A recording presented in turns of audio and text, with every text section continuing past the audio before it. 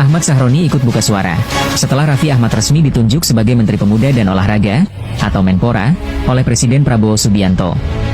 Meskipun belum dilantik, Ahmad Sahroni turut memberikan untaian kata selamat kepada Raffi Ahmad atas kepercayaan Presiden yang mendapuknya sebagai orang nomor satu di dunia olahraga Indonesia. Hal tersebut secara terang-terangan disampaikan oleh Ahmad Sahroni lewat media sosial pribadinya tadi malam yang diposting ulang oleh akun TikTok bernama Raffi Lovers. Sontak saja, postingan tersebut seketika langsung banjir komentar dari banyak netizen tanah air. Beragam tanggapan turut diutarakan oleh warganet tanah air dalam menyikapi postingan tersebut. Beliau sangat kecewa saya dengar. Kenapa rumah saya sampai dijaga seperti itu, negara tidak memberi perlindungan yang cukup gitu. Ya tentu kalau negara bisa mengatakan itu kan terjadi tiba-tiba kan gitu ya. Tapi semestinya diantisipasi kan. Kalau sudah terjadi di rumahnya Sahroni, mengapa mestinya di tempat-tempat pejabat gitu dijaga. Tapi di rumah dia itu ketika terjadi penyerangan pertama, dia telepon ke pejabat berwenang, dikirim TNI, tapi sedikit. Tapi 2 jam kemudian datang lagi dan baru dikirim agak banyak. Tapi sudah terlanjur dijaga. Ya yang saya dengar keluhannya ya saya enggak apa-apa sih itu orang gitu mungkin karena butuh, tapi saya tetap kecewa karena penjagaan dari aparat kurang. Yang kedua, saya disamakan dengan Sahroni gitu.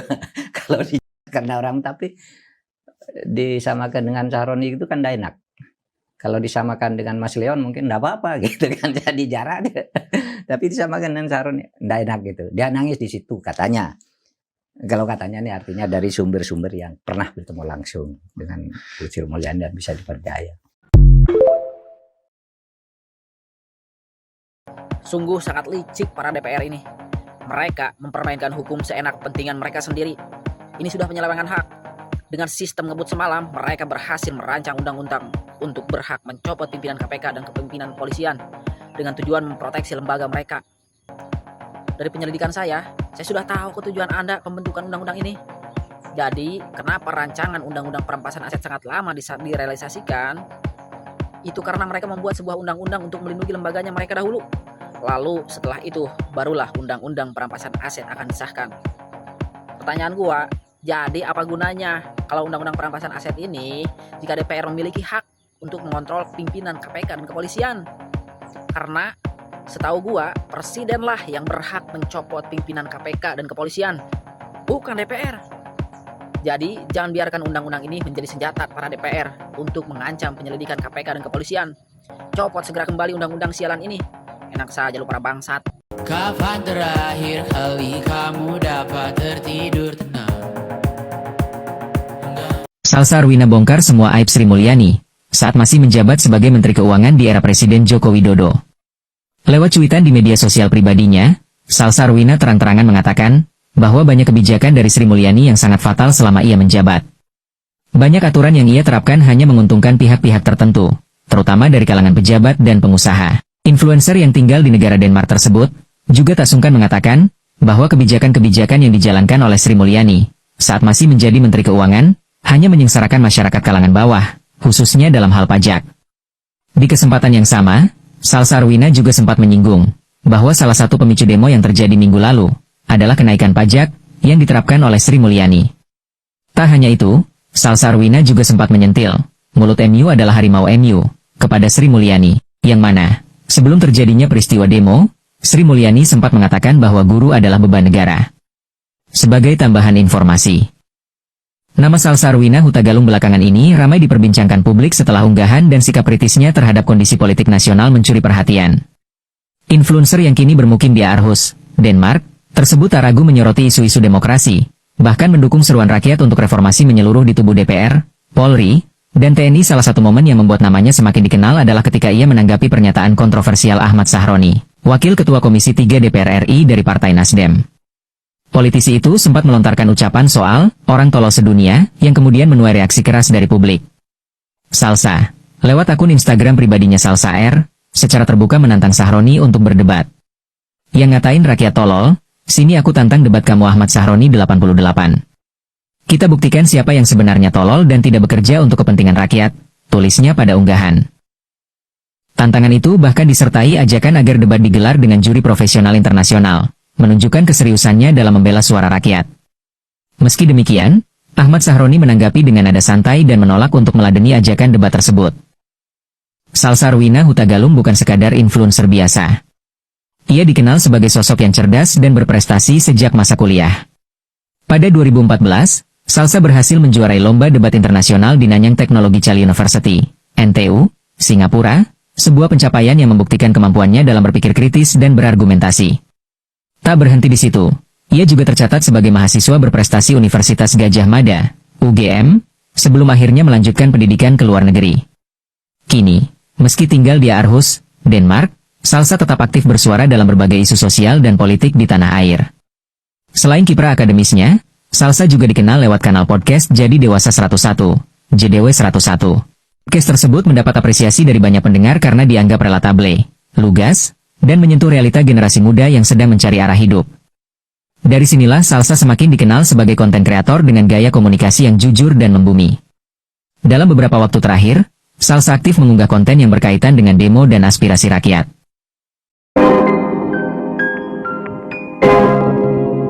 Yo guys, balik lagi bersama saya tentunya Uki Kelpi. Nah, ini ada info ya terkait Ahmad Sahroni malah katakan ini setelah Pak Prabowo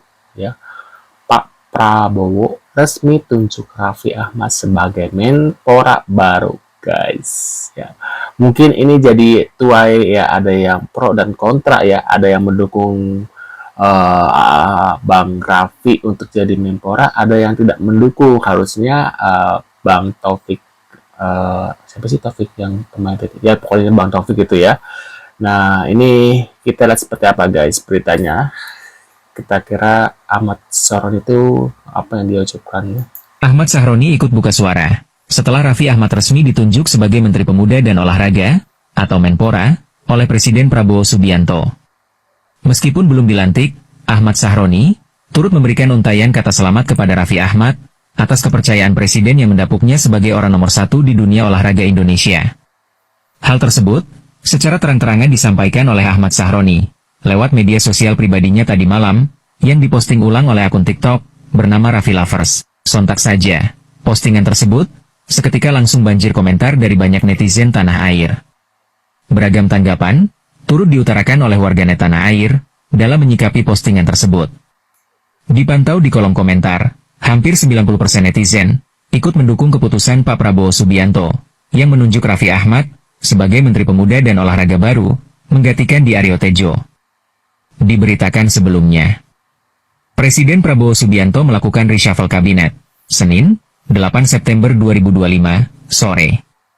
Salah satu Menteri Kabinet Merah Putih yang dicopot adalah Menpora Dito Aryo Tejo. Mengenai siapa penggantinya ternyata masih teka-teki. Sebelumnya, beredar kabar bahwa sang pengganti Dito adalah Putri Aneta Komarudin, anggota DPR RI dari fraksi Golkar. Ternyata itu tak sepenuhnya benar. Karena informasi yang beredar ada 4 sosok yang sedang digadang-gadang oleh Presiden Prabowo, yakni selain Putri Komarudin, ada Raffi Ahmad, Taufik Hidayat dan Moreno. Oh bentar, ya itu Taufik Hidayat guys. Aku takut Taufik Ismail lagi. Taufik Hidayat guys, saya pemain tenis ya, bulu tangkis. Suprapto. Namun, kabar yang berkembang nama Raffi Ahmad yang paling kuat untuk dipilih karena hubungan yang dekat dengan Presiden Prabowo meski bukan kader Partai Gerindra. Terkait sosok Raffi Ahmad yang berpeluang jadi Menpora baru, penyanyi Judika ikut memberikan tanggapannya. Sebagai penyanyi, Judika tanpa ingin membatasi komentarnya soal politik. Ya, kalau aku sih nggak terlalu bisa komen banyak ya, ujarnya. Karena ini nih Pak Presiden, pemerintahan yang memimpin, yang memilih mana menurut mereka yang terbaik, ujar Judika. Meski begitu, Judika menegaskan siapapun yang dipilih seharusnya bisa benar-benar mewakili aspirasi masyarakat. Kalau aku sih, siapapun yang dipilih yang penting buat aku mewakili aspirasi masyarakat, lanjut pria berusia 47 tahun ini. Menurut Judika, figur Menpora idealnya memiliki pengalaman di bidang olahraga sehingga dapat diterima oleh masyarakat. Kita mau dia orang yang punya pengalaman di olahraga, bisa artinya kita bisa lihat nanti, masyarakat bilang apa dengan sosok yang dipilih, terang Judika. Ia pun menutup komentarnya dengan menekankan pentingnya rekam jejak yang jelas dari sosok yang ditunjuk. Kalau dia punya track record yang bagus, pasti masyarakat itu mendukung. Kalau enggak ya pasti biasanya ada pro dan kontra, tandasnya. Selain Judika, Komika Ari Kriting juga ikut memberikan tanggapan terkait isu Raffi Ahmad menjadi salah satu kandidat yang akan gantikan Dito Aryo Tejo. Melalui akun X pribadinya, Ari Kriting beranggapan suami Nagita Slavina itu boleh saja menduduki kursi Menpora. Sebab, suami Indah Permatasari ini beranggapan Raffi Ahmad sudah cukup menggambarkan sosok pemuda dan olahraga. Menteri Pemuda dan Olahraga, kayaknya kalau dipegang Raffi Ahmad juga bolehlah. Pemuda dan olahraga, dua hal ini kayaknya melekat kok sama Raffi Ahmad, cuitan Ari Kriting. Diketahui, Raffi Ahmad adalah artis, presenter, pengusaha, pemilik klub Rans Nusantara FC di pemerintahan Prabowo Subianto. Raffi Ahmad bertugas sebagai utusan khusus Presiden bidang pembinaan generasi muda dan pekerja seni. Raffi Ahmad dekat dengan Prabowo sejak Pilpres 2014, namun kabarnya menolak tawaran Menpora karena potensi pro kontra. Tuh kan.